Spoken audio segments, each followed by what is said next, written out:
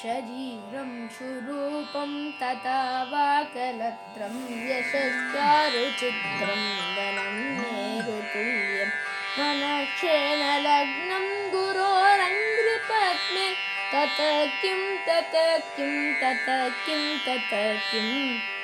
कलत्रं धनं पुत्रपौत्रादि सर्वं गृहं बान्धवा सर्वमेतद्धि जातं मनश्चेन लग्नं गुरोरङ्घ्रिपद्मे ततः किं ततः किं ततः किं ततः किं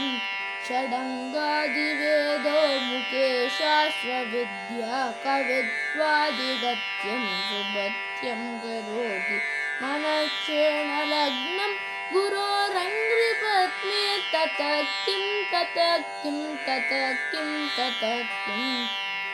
विदेशेषु मान्ये स्वदेशेषु धन्ये सदाचारवृत्तेषु मत्तो न जान्ये मनश्चेन लग्नं गुरोरङ्घ्रिपद्मे ततः किं ततः किं ततः किं ततः किम्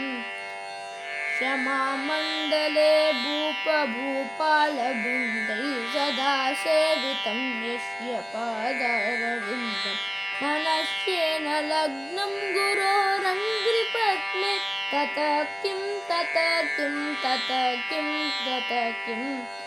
यशो मे गतं दिक्षु दानप्रतापा जगद्वस्तु सर्वं करे यत्प्रसादात् मनश्चेन लग्नं गुरोरङ्घ्रिपद्मे ततः किं ततः किं ततः किं ततः किम् न भोगे न योगे न वावाब्धिराजौ न कान्तामुखेनैव वित्तेषु चित्तम् मनश्चेन लग्नं गुरोरङ्घ्रिपद्मे ततः किं ततः किं ततः किम्